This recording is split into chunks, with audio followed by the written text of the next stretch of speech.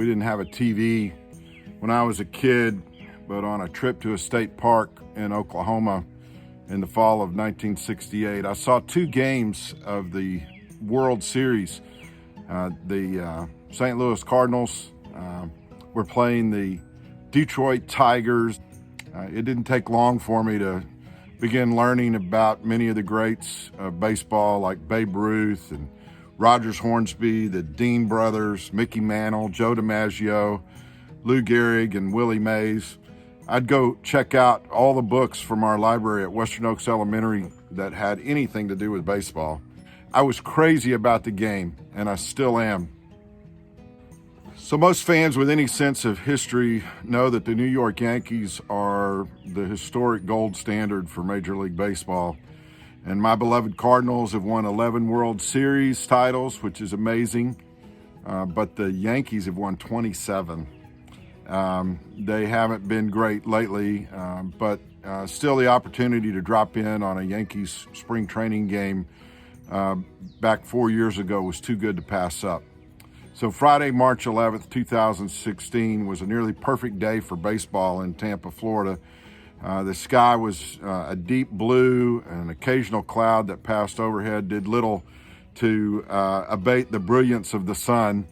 And with my ever-balding head and ears that attract rays of sun like a moth to a flame, I quickly headed to the souvenir shop and bought a bucket hat with the famous New York logo on it. In fact, I still have it, and it's been through the ringer just a little bit, but here's that hat. So I went back to my seat and took in the sights and sounds of the game that I love so much. And spring training games aren't like real games in that managers don't treat it like they're trying to win the pennant. Mostly they're trying to get their best guys in shape without getting them hurt.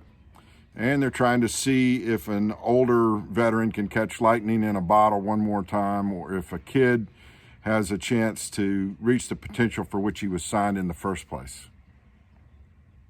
So this game is rocking along. There's a group of guys in their 20s about 4 rows in front of me.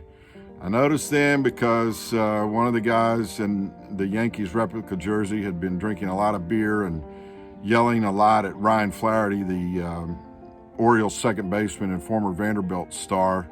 He was mostly a guy just having fun, I guess, but he was starting to get on my nerves. I think also that a lot of people go to spring training games because the stadiums are smaller. And if you pay attention, it's a good possibility that you might have a shot at catching a foul ball.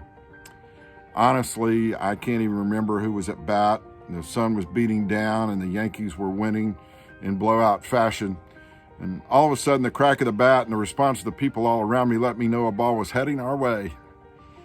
Having played as much ball as I have over the years, I knew the flight of the ball was carrying a little past us.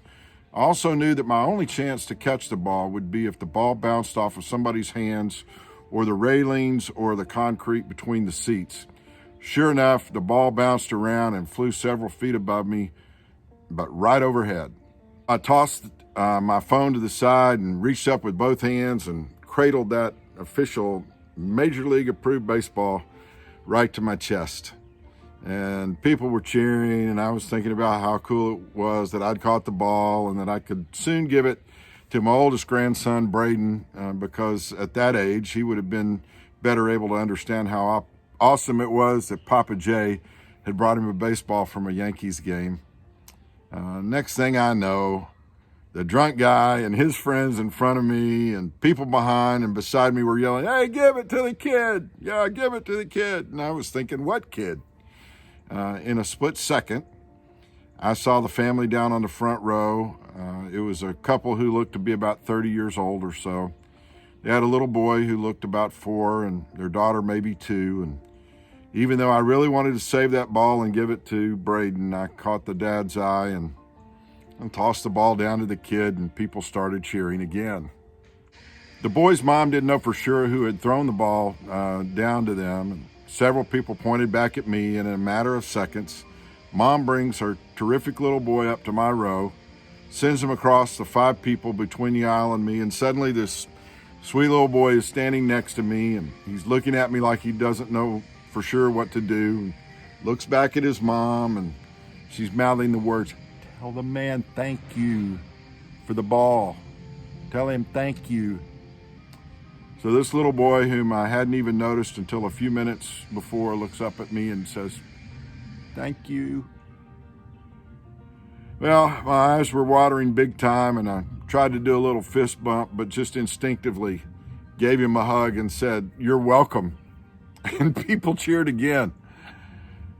I got up to walk around the rest of the stadium shortly thereafter, and as I was making my way toward the aisle, and people were saying things like, "That was a really nice thing you did," and "You made that kid's day," I was thinking about how that mom and her little boy had made my day, because the boy reminded me so much of my grandsons, and partly because that mom was teaching her son a valuable lesson, like I bet she and her husband often did. And it's one of the most valuable lessons we humans can learn, and it's gratitude. Our country's going through a difficult time right now with this coronavirus. But even back then in 2016, in advance of the presidential election, I was thinking about how it's often in a state of political shambles. And I think part of the problem is our lack of gratitude.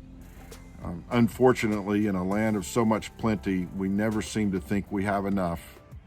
And it makes it hard to be appropriately grateful for what we do have. So, yeah, I caught a foul ball at a Yankees game, but I also caught a glimpse of what we could be as a people if we learned to share what we had and learned to say thank you more often. So, while I am very grateful that I caught the foul ball that day and lived to tell about it and write about it a little bit, don't let this Yankees hat fool you. I'm still a Cardinals fan and always will be.